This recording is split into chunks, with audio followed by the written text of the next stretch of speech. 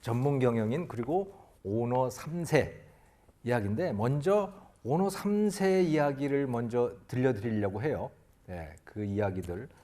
왜 이 강의를 하냐면 지금까지의 오너와 고용사장, 월급사장 관계하고 앞으로 벌어지게 될, 앞으로 형성될 오너와, 그러니까 승계한 오너와 전문 경영인들 사이는 관계가 굉장히 달라지게 될 것이다 라고 하는 것이고, 그리고 오너들이 해야 될 일도 굉장히 많다라고 하는 그런 이야기를 여러분들께 들려드리려고 해요.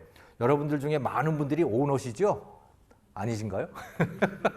아무튼 여러분들이 어떤 처지든 간에 아마도 신문에서 앞으로 한 5, 6년 안에 신문에서 이런 이야기들을 아마 많이 보시게 될 겁니다. 예, 그래서 오늘 잘 들어두시면 아, 세상이 이렇게 바뀌어가는구나 라고 하는 흐름을 여러분들께서 좀 이해하실 수가 있겠어요.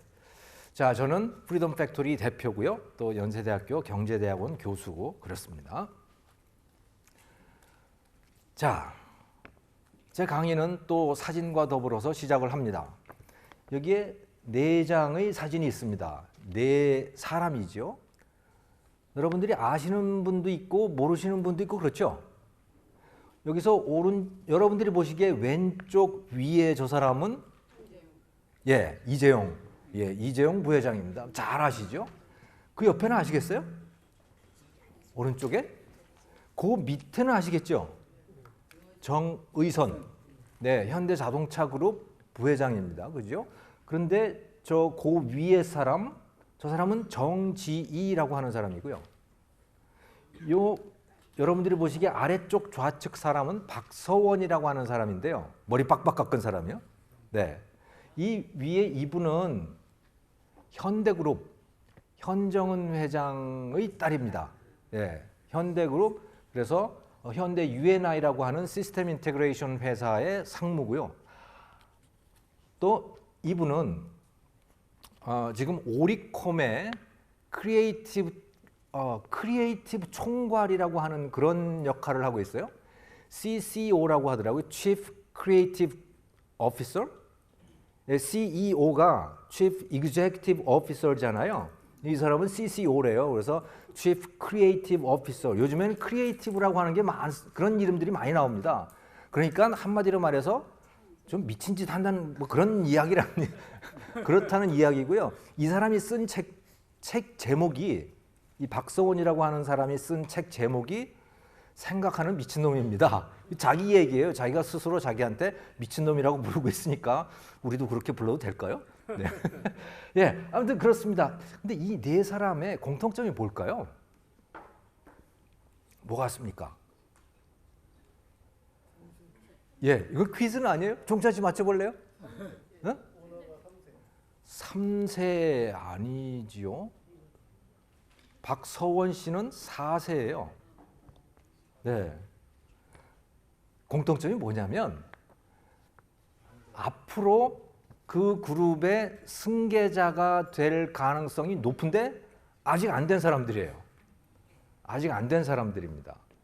그 이야기를 하는 겁니다. 아직 안 된 사람들. 지금 이미 그룹의 경영권을 승계한 사람들은 사실은 뭐 그렇게 걱정거리가 아니고, 그분들은 지금 제가 지금까지 5강 동안 얘기했던 그런 이야기들 속에 포함이 되는 겁니다. 그런데 이 사람들은 상당히 다른 상황 속에서 뭔가를 해야만 하는 그런 일인 거죠. 그럼 그게 뭐냐, 그게. 상당히 다르다라고 하는 게 뭐냐. 예를 들자면 이런 것입니다. 자, 이재용 부회장이 메르스 사태에 대해서 국민들께 정중하게 사과를 했습니다. 눈물까지 글썽거리면서 정말 잘못했습니다 하고 사과를 했습니다. 근데 뭘 잘못했죠? 뭘 잘못한 것입니까?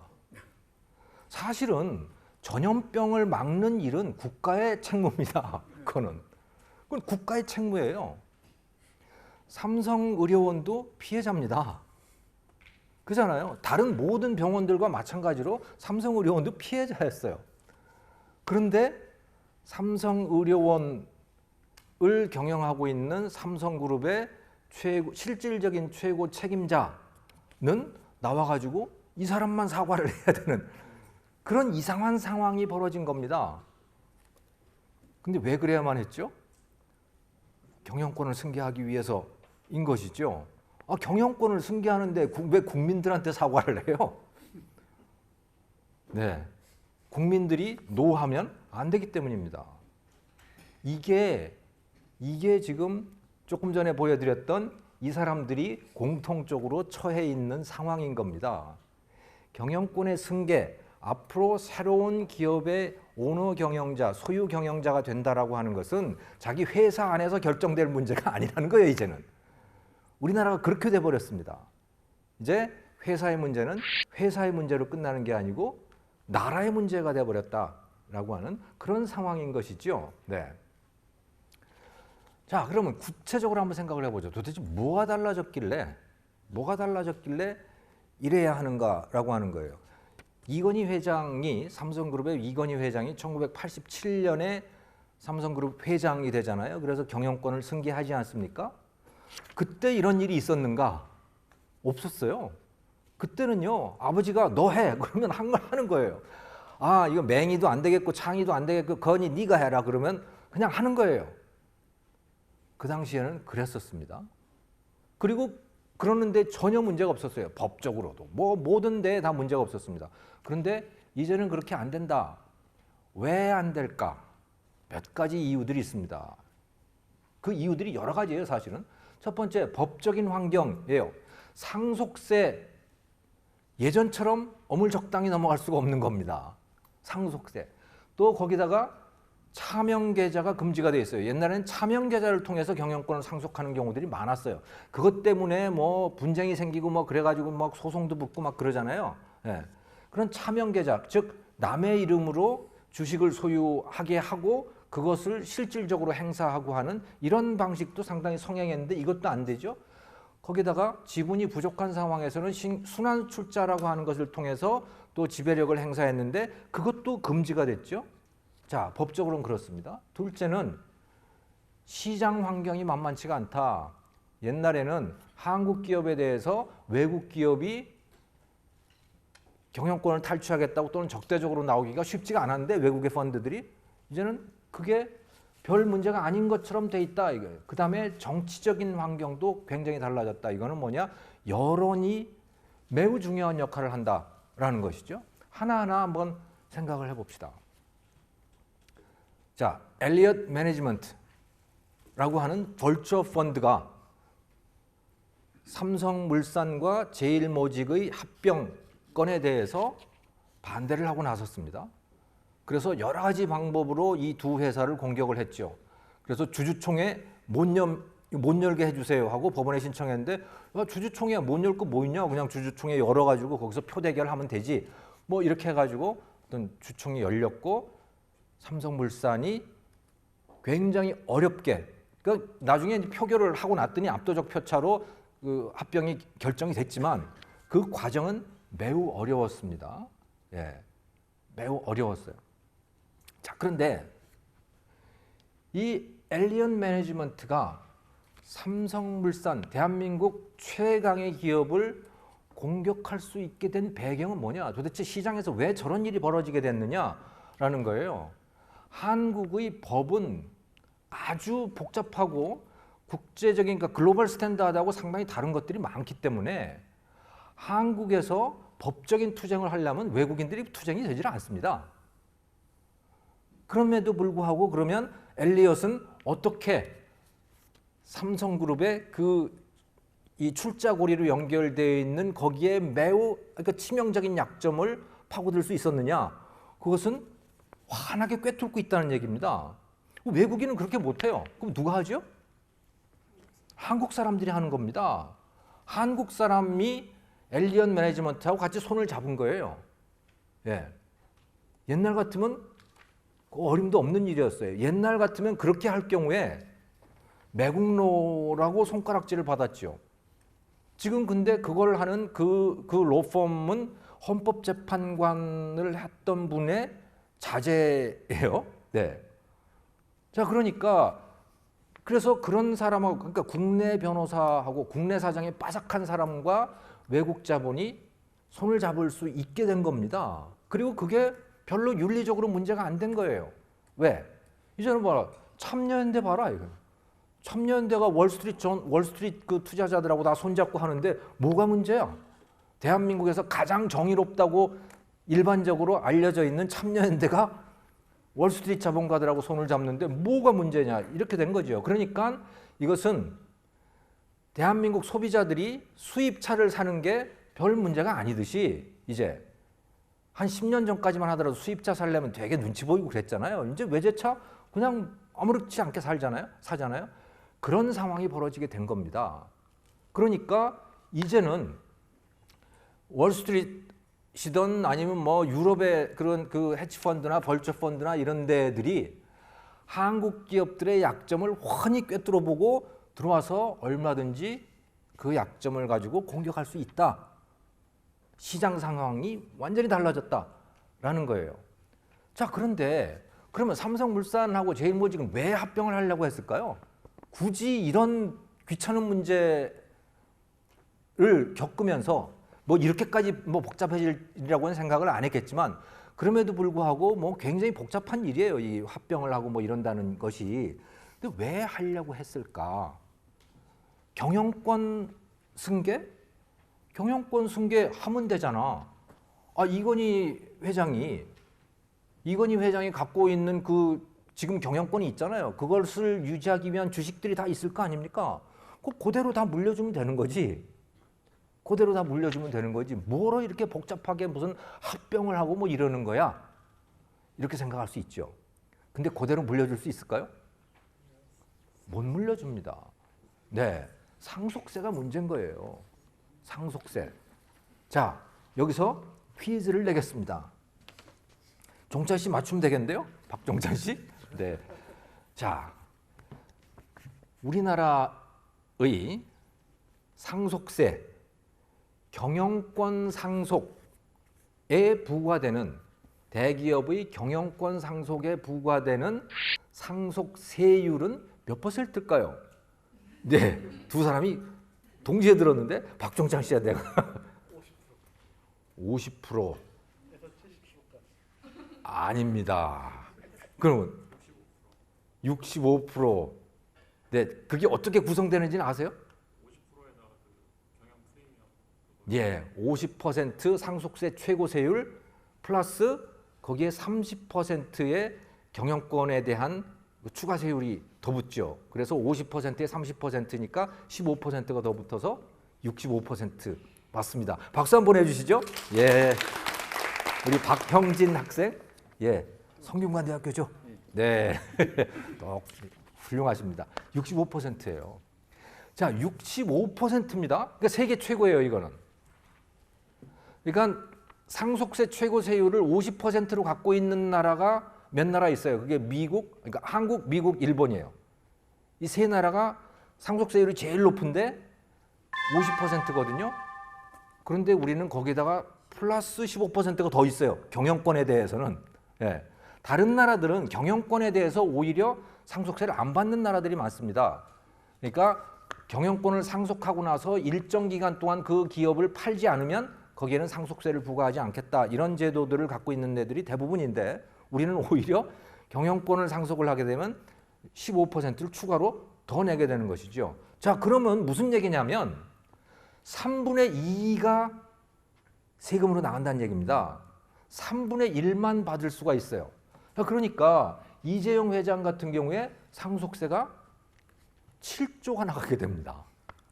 7조를 세금으로 내야 되는 거예요. 자, 그러면 그 지분이, 그 주식이 유지가 되겠습니까?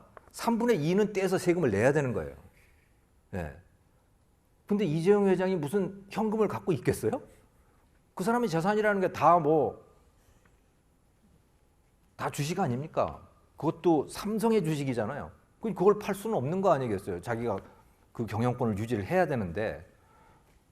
그러니까 그 주식을 유지하기가 매우 어려워지고 그래서 경영권을 승계하기도 굉장히 어려워지고 이렇게 되는 거예요. 그러니까 이제 재주를 부리는 것이죠. 그래서 뭐 합병도 했다가 뭐 매각도 했다가 뭐 그러는 거예요. 예. 그런데 예전에는 말이죠.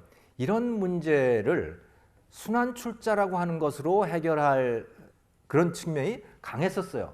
순환출자. 이런 겁니다. 무슨 기아 시간에 그린 무슨 그런 그래프 같죠? 이게 삼성그룹의 지분 소유 관계입니다, 이게. 정말 복잡해요. 정말 복잡해. 왜 이렇게 복잡하냐? 이게 이제 회사가 다른 회사, 하나의 계열사가 다른 계열사에다가 뭔가를 그 회사의 주식을 사주었기 때문에 그러는 거거든요. 그러면 회사끼리 서로 주식을 이렇게 사고 팔고 하면서 형성된 관계가 이런 관계예요. 그리고 이게 너무너무 복잡하기 때문에 사실은 경영진들도 이 전체 전모를 한눈에 다 꿰일 수가 없는 거예요. 네, 정말 복잡한 그런 구조죠. 그런데 여기에 순환출자라고 하는 것은 뭐냐면 이건 너무 복잡해가지고 여기서는 파악을 할 수가 없으니까 현대차 그룹으로 한번 가보죠. 현대차 그룹에서의 순환출자라고 하는 것은 이런 겁니다. 예를 들어서 여기 보면 정몽구, 현대모비스, 현대차, 기아차, 현대모비스 이렇게 돼 있잖아요. 그럼 정몽구 회장이 현대모비스의 6.96%를 가지고 그리고 현대모비스가 현대차의 20%, 현대차가 기아차의 33.99%, 기아차가 현대모비스의 16.88% 이렇게 되잖아요. 이게 이제 고리가 되잖아요. 이렇게. 저렇게 고리가 형성되게 되면 이 정몽구 회장이 갖고 있는 6.96%라고 하는 저 작은 지분을 가지고도 그 전체 회사의 경영권의 상당 부분을 행사를 할 수가 있게 되는 거예요. 이건 뭐 굉장히 복잡하고 수학적인 얘기이기 때문에 더 길게 말씀은 안 드리겠습니다만은 아무튼 순환출자라고 하는 게 이렇게 고리처럼 이렇게 형성이 되는 것이고 왜 그렇게 하느냐 그러면 왜 그렇게 하느냐 돈 조금 가지고 여러 기업을 경영하려고 하는 것입니다. 돈 조금 가지고 여러 기업을 경영하려고 하는 거예요. 이 현대자동차에 이런 고리가 형성된 게 언제부터냐면 현대자동차가 기아자동차를 인수하면서부터 그렇게 됐어요. 김대중 대통령이 정몽구 회장한테 기아자동차 좀 인수하세요 그랬잖아요. 그 정몽구 회장한테 그렇게 인수하라고 기아자동차의 경영권을 이렇게 인수하라고 종용했던 이유가 있습니다. 그때 그 현대자동차를 인수하고 싶어 하던 기업이 또 있었어요. 포드거든요. 포드가 그거를 인수하고 싶어 했는데 포드 대신에 정몽구라고 하는 사람한테 그러니까 현대자동차에게 인수를 시켰던 이유는 사실 아세아자동차 때문에 그랬던 겁니다. 아세아자동차가 어디 있죠? 도시가 광주에 있잖아요. 광주에 있는 그 공장인 거예요. 근데 아세아자동차가 너무 부실했어요. 만약에 포드가 기아자동차를 인수하게 될 경우에 그걸 그냥 정리해버릴 가능성이 높았던 거예요. 그러니까 근데 한국 기업이 그렇게 인수를 하게 되면 그러지는 않을 거고 그걸 또 부탁했던 거죠. 그냥 두어라, 그걸 살리라. 그 대신 이제 인수하게 그렇게 시켰던 거거든요. 네. 자, 그래서 그거를 인수를 하게 됐는데 근데 정몽구 회장한테 현금이 있을 리가 없잖아요. 그 기아자동차라고 하는 그 어마어마한 기업을 어떻게 그걸 인수하겠습니까? 무슨 돈이 있어서. 그럼 어떻게 인수하죠? 현대자동차를 시켜서 인수를 하는 겁니다. 현대자동차의 돈으로 인수를 하는 거예요. 그러면서 이제 그 경영권을 유지를 해야 될 거 아닙니까? 자기 돈이 없는 상태에서 인수를 했는데 그 회사를 어쨌든 컨트롤은 해야 될 거 아니에요. 그렇기 위해서 만들어 놓은 것이 바로 순환출자의 고리라고 하는 것이에요. 그러니까 쉽게 말해서 작은 돈으로도 여러 기업을 경영한다라고 하는 거죠. 근데 이게 일반적으로 우리가 선입견을 갖고 있듯이 뭐 회사를 훔친다든가 무슨 도둑질한다든가 이런 게 아니고요. 그냥 경영하는 겁니다. 그래서 거기서 이익이 나오면 어떻게 되느냐? 이익이 나오면 그것은 자기 개인 지분만큼만 배당을 받아요. 이익은. 하지만 경영은 100%를 하는 겁니다. 그게 바로 이제 그 순환 출자에 의한 그런 고리, 그러니까 지배권의 행사라고 보면 되는 거거든요. 자, 그런데 이게 근데 좀 오늘 어렵죠? 이 순환 출자라는 게 좀 어려워요. 자, 그런데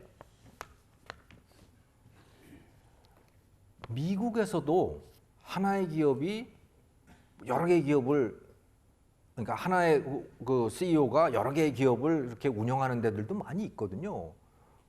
근데 순환 출자라는 건 없습니다.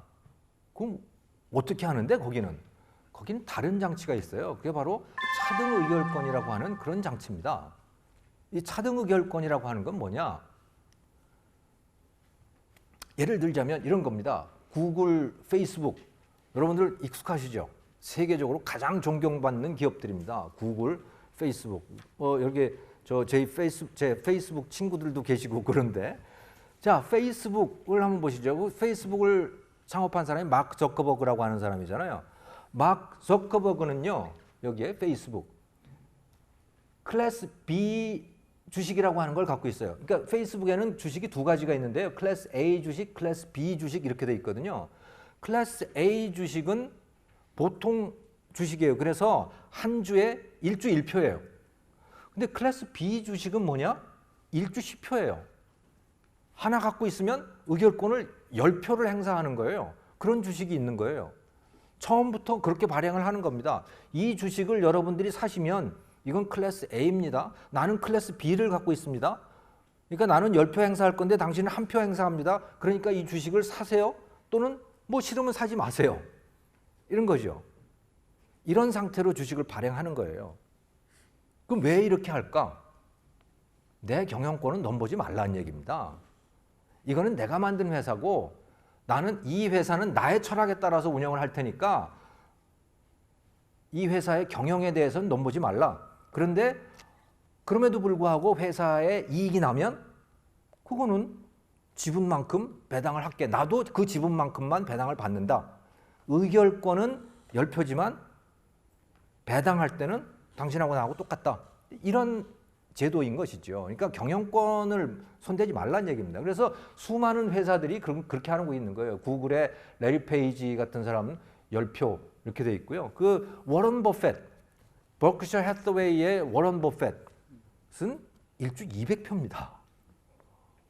그러니까 뭐 워런 버핏의 경영권은 아무도 노타치예요.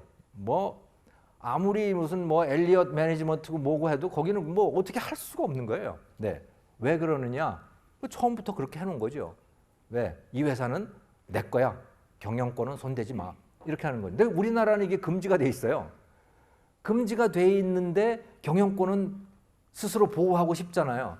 그럼 그거 무슨 방법으로 하느냐? 그게 이제 이 순환 출자라고 하는 걸로 그렇게 복잡하게 얽어 놓는 겁니다. 네.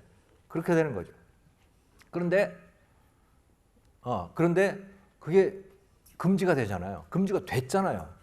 이제 박근혜 정부 들어와서 그게 금지가 됐고요. 그게 이제 대선 때 주요 이슈였던 경제 민주화의 중요한 이슈 중에 하나였고, 그래서 금지가 됐어요. 그러니까 앞으로는 그런 방법을 쓸 수가 없는 거예요. 그러면 이제 어떻게 하느냐? 우리나라는 차등 의결권도 허용이 안 되고 그런 방법도 못 쓰고 그러면 자기 경영권을 어떻게 지킬 수 있을까? 그게 이제 합병을 하는 겁니다. 합병을 해야 되는 거예요. 네. 그래서 자꾸 회사의 숫자를 줄이는 거죠. 회사의 숫자를 줄이게 되면 그 순환 출자의 고리라고 하는 것도 확 줄어들잖아요. 네. 그러면서 그러니까 경영권도 과거와 다르게 조금 더 쉬운 방법으로 행사할 수 있는 그런 여지도 생겨나고 그러거든요. 그 중에 하나 했던 이 일이 지금 최근에 삼성그룹이 이 방산업체들하고 화학계열사들하고를 어디다 매각했죠? 한화에다가 매각했잖아요. 이것도 그런 차원의 움직임 중에 하나라고 보시면 되는 겁니다. 그래서 아예 통째로 계열사들을 다 팔아버림으로 인해 가지고 거기에 연결돼 있던 고리들을 다 정리를 하는 거죠. 그래서 순환출자 고리를 줄이고 거기에서 또 현금도 마련하고 그런 일을 했다고 보시면 되는 것이죠. 네. 이게 이제 여러분 자료에 있는 최근에 그 삼성그룹이 이제 지배구조나 또는 사업과 관련돼 가지고 이제 전체 구조 개편을 하는 그 일정들을 이제 여러분들한테 제시해 놨는데 그건 참고로 한번 보시면 되겠습니다. 자, 이렇기 때문에 말씀드리고자 하는 것은 시장 상황도 변했고 법적인 환경도 변했고 그래서 승계를 하기가 매우 어려워졌다라고 하는 것을 말씀을 드리는 거예요. 근데 또 있습니다. 또 있어요. 이게 뭐냐? 정치적인 환경이 변했다라는 것이죠.